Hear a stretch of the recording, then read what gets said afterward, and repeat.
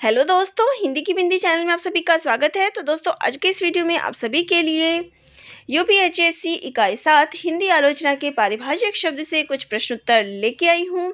तो आज जिन विषयों पे प्रश्नोत्तर कराए जा रहे हैं वो है आपका कवि समय, कल्पना और फैंटेसी। तो इससे संबंधित आप सभी को प्रश्नोत्तर कराए जा रहे हैं और ऐसे ही हर टॉपिक से आपको प्रश्नोत्तर कराए जाएंगे।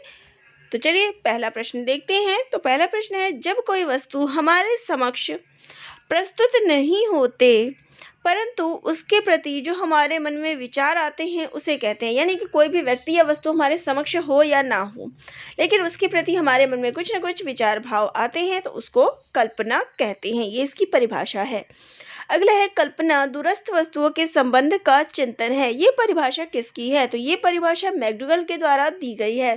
तो देखिए, जब मैंने इसकी व्याख्याएं करवाई थी, परिभाषा इसकी मैंने आप सभी को बताई थी, तब मैंने अलग अलग लेखकों की जो परिभाषाएं हैं वो आप सभी को इसमें बताया था इस टॉपिक पे। तो उस वीडियो को ज़रूर देख लीजिएगा, क्योंकि प्रश्न दूसरे राइटर्स से भी आ सकते हैं कि उनके द्वारा क्या कहा गया है। अगला है, मैकडूगल के अनुसार कल्पना कितने प्रकार की है? तो मैकडूगल के अनुसार जो कल्पना है वो 2 प्रकार की बताई गई है।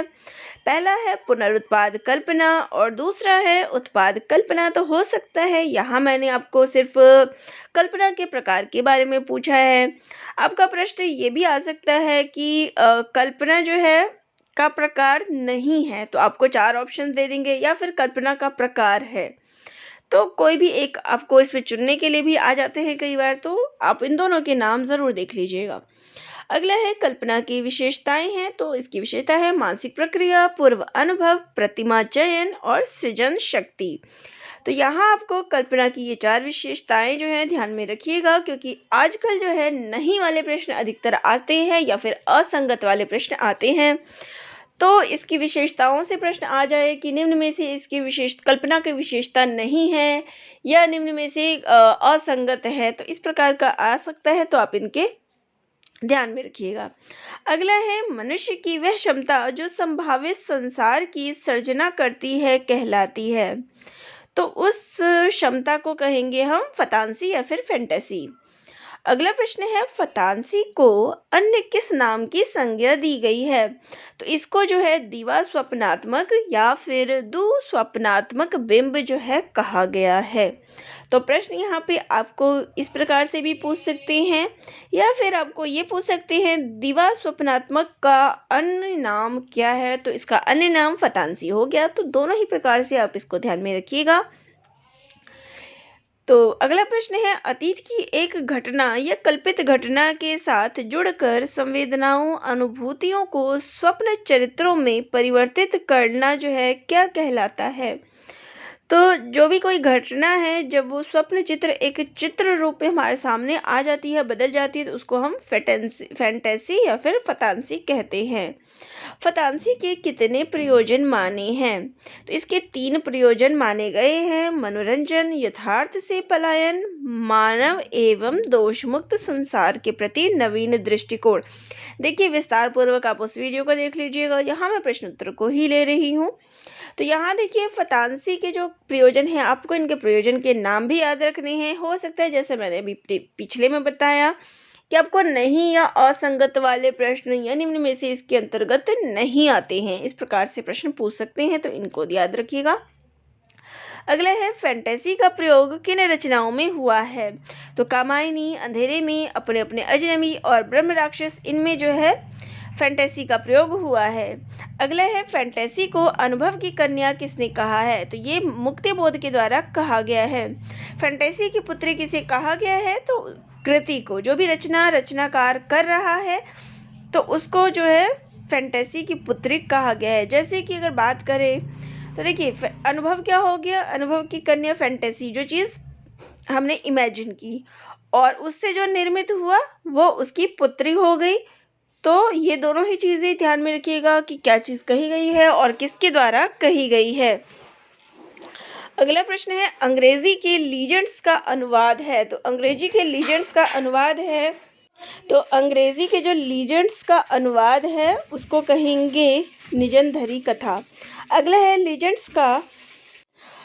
लेजेंड्स का संस्कृत रूपांतरण पुरावृत पुराण कथा लोक कथा, जन कथा, ये जो है किसके द्वारा कहा गया है? तो इसका नाम ध्यान में रखिएगा, मोनियर विलियम्स के द्वारा जो है ये चीज़ें कही गई है। अगला है, लीजेंड्स को निजनधरी कथा किस आधार पर माना गया है? तो देखिए प्रश्न इंपॉर्टेंट है। तो निजनधरी कथा जो है ध्वनि के आधार पर इसको कहा गया है। अगला प्रश्न है, निजनधरी कथा को अंग्रेजी कोशों में क्या कहा गया है? तो इसको जो है ऐतिहासिक प्रवृत्त कहा गया है। अगला प्रश्न है, निजनधरी कथाओं का संबंध किससे होता है? तो इसका संबंध जो है ऐतिहासिक व्यक्तियों से होता है। तो जब मैंने आपको इसकी व्याख्या करवाई थी तो मैंने आपको बताया था कि जो निजनधरी कथा होती है उसका संबंध ऐतिहासिक व्यक्तियों से होता है, जबकि मिथक का संबंध जो है देवी देवताओं इन सब से होता है। तो इन दोनों का मुख्य अंतर यही है, इसको ध्यान में रखिएगा। अगला है, हीर रांझा, चंदा लोरे, कबीर, नानक, तुलसी, गोरख आदि के करिश्मे क्या है? तो ये सभी जो है निजनधरी कथाओं के अंतर्गत आती है। वहीं पे आप जो ये कथाएं सुनते हैं लक्ष्मी पूजा की या कोई भी प्रकार की, तो वो सारी चीज़ें जो है आपकी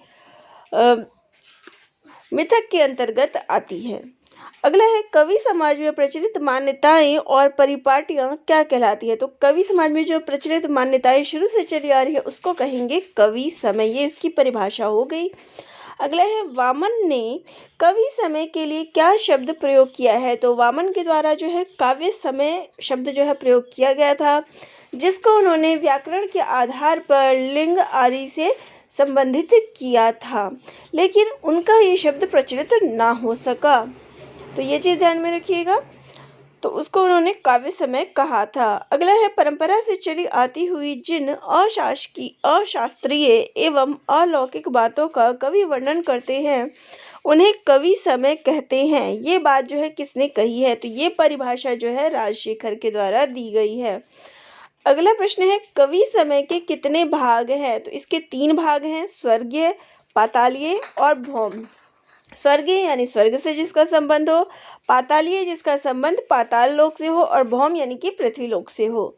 आगे है, भौम कवि समय के कितने भेद माने गए हैं? तो भौम कवि समय के जो है 4 भेद माने गए हैं। अगला है, भौम कवि समय के कितने रूप हैं? तो इसके 12 रूप जो है माने गए हैं। यहाँ आप देख सकते हैं कि कवि समय इसके कितने रूप हो गए?